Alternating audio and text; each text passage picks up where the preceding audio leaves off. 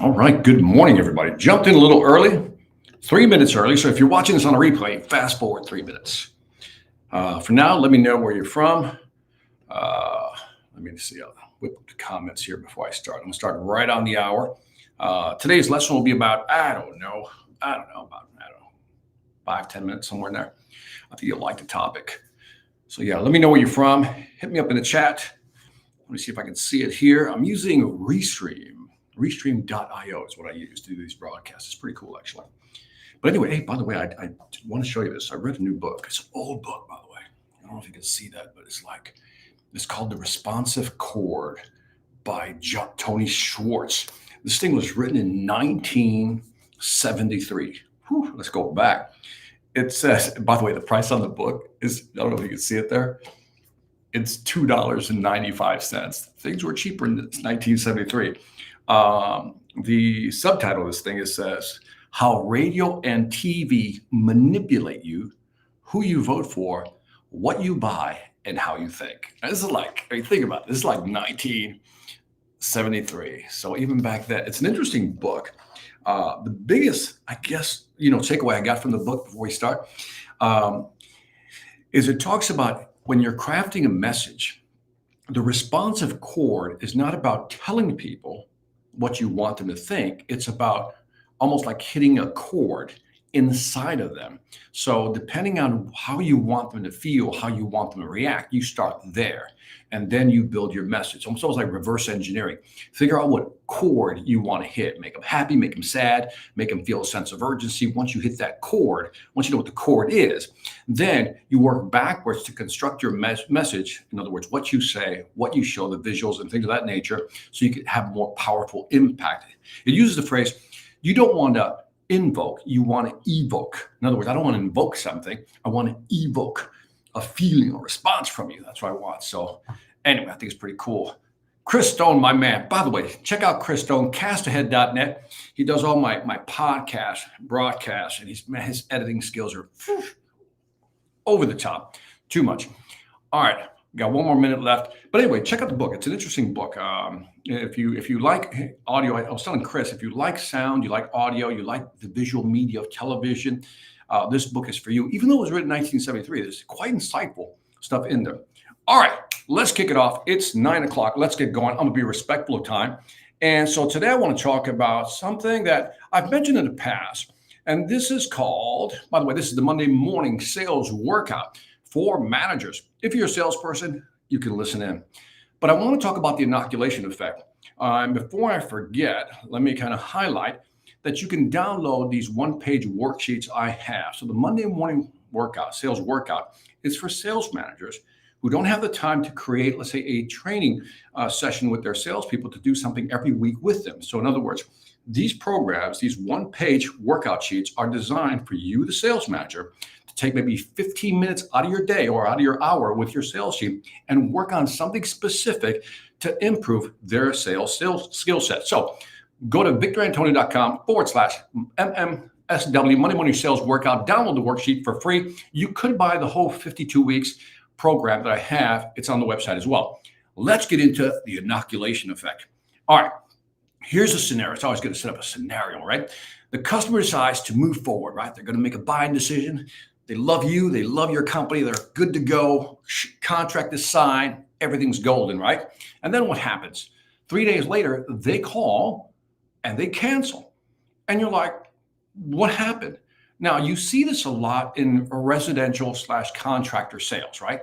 Where people agree to do something, and then they have 72 hours to think about it, and then they'll call and cancel. And so cancellation rates go up.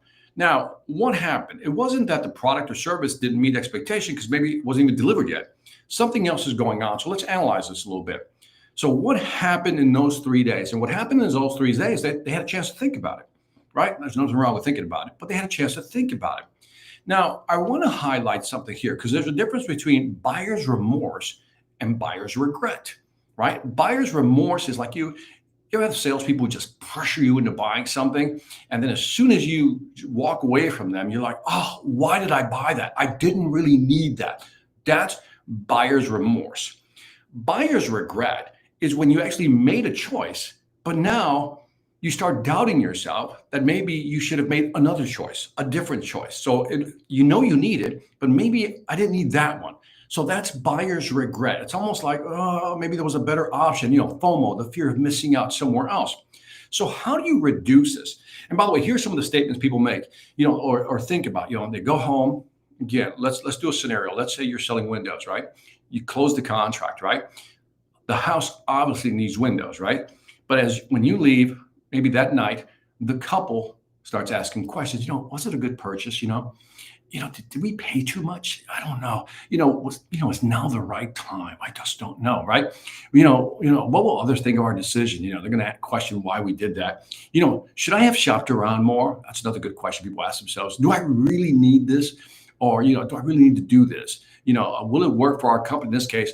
Does the house really need windows right now? And will they really improve the look of it? And last one can be, can we really afford this right now? So all this begins to swirl in the customer's mind. And all of a sudden they can't sleep. Next day they call, they cancel. So how do we prevent these bad dreams from occurring, right? What we can do is ensure that the buyer doesn't return or cancel the order. That's what we want to do, right? So what do we do? How do we do that? We inoculate them. Here's how the inoculation effect works. Much like, when you want to inoculate against getting some type of, virus, you first take the shot to inoculate you. So we want to inoculate them against negative thinking. In other words, questioning themselves. So for example, let me define it here. What can we do to ensure that the buyer doesn't return or cancel the actual order? Well, the first thing you can do is step one. Before the client leaves the store, or you leave the house if you're selling windows, or you leave the meeting if you're selling B2B, let them know that when they get home or back to their office, they're going to have second thoughts. So in other words, you're going to raise the objection. He goes, look, Mr. Customer, I said, one of the things I've noticed with people is that, once they sign the contract, later on, they're going to think about, was this the right time? Was this the right decision? And I just want to ensure that what you're doing is correct. In other words, you actually block the objection by raising it before you leave. In other words, let them know that it's to be expected to have second doubts. Once you state that, it's to be expected. People will start doubting themselves, maybe question their decision. And that's just fear kicking in. You say things like this to your customer. Step two, when they do, they should remind themselves. This is what you're telling the customer. When this happens, again, Mr. Customer, when you start doubting yourself, just again, remind yourself as to why you made the decision in the first place and why it's important to move forward. So for example, if you sold windows and it's a big project, I don't know, $30,000, $40,000, $50,000, you leave. And before you leave, you're going to say, look, when I leave, people tend to question whether it's the right time or whether it was a good decision. Let me reassure you, it was a good decision. But let me also tell you why it's important and remind you of this. If you don't replace the windows, you're losing heat, as far as, I guess, electricity efficiency, so forth and so on. Also, the damage being done to the surrounding, let's say, structure of the actual house, so forth and so forth. So in other words, you're telling them why, reminding them why they made the decision in the first place, because sometimes they tend to forget. In other words, they're so caught up in the decision they made, they forgot why they actually decided to do it in the first place. So step one is to say it's normal. Having some type of regret or doubt is normal. Number two, remind them, but here's why it's necessary. Here's why it's urgent. So for example, if you're working with a B2B company and they're looking to switch over from one platform to another, remind them. Again, you're going to have doubts in terms of switching over. But number two, remember, the system you currently have isn't working. You're not as efficient. Your salespeople are not getting the information they want. You're losing a lot of deals. Moving forward is going to be great for you. In other words, our software is going to really help your business. So it's a two-step process. One, tell them it's normal. Two, remind them why they need to do this. So here's what I want you to do with your sales team. Here's a little exercise you can do, managers, with your sales team. First of all, start with discussing the cancellation rate. Like, what is your cancellation rate or your return rate? In other words, how often are people doing this? So let's say you have a cancellation rate of 20%, which is quite high, actually. If you have a cancellation rate of 20%, begin to think about how you want to drive that number down and what number you want to drive it down to. Number two, ask your team. Again, you're having a 15-minute discussion with them, set up the scenario just like I did with you, and say, okay, ask your team, how would they use this in their sales process? Where would they use it? It's obviously going to be towards the end, but how would they insert it? How would they introduce it? What would they say? And the last part is force them, and I mean force them to develop statements. In other words, what would they say specifically? Because a lot of people will just go to step number two, says, yeah, I'll use this strategy at the end, but they don't know what to say or how to say it. And sometimes it's worth writing out, scripting out how you're going to say it, how you're going to raise the objection. For example, Mr. Customer, Mr. Client, I said, one of the typical responses clients tend to have is little buyer's regret. They get a little scared. They start worrying about not all the good things, but all the things that could go wrong. And I get that. That's very normal. Step number two. But let me remind you that the reason you're doing this is because A, B, C. By having that scripted out and then the salespeople memorize it, it's delivered with ease and efficiency. So again, go to my way. Oh, by the way, before I forget, do me a favor. Again, everything has to be measured in this case. So what is the goal? If the cancellation rate is 20% today, what are we looking to drive it down to? And this is where you can begin assessing whether your inoculation statements that you've developed are working or not. And last but not least, if you want a copy of the worksheet that you can use to work with your salespeople, go to victorantonio.com/Monday morning sales workout. And on that note, we will see you next week. Take care. And again, leave me some comments below in the description.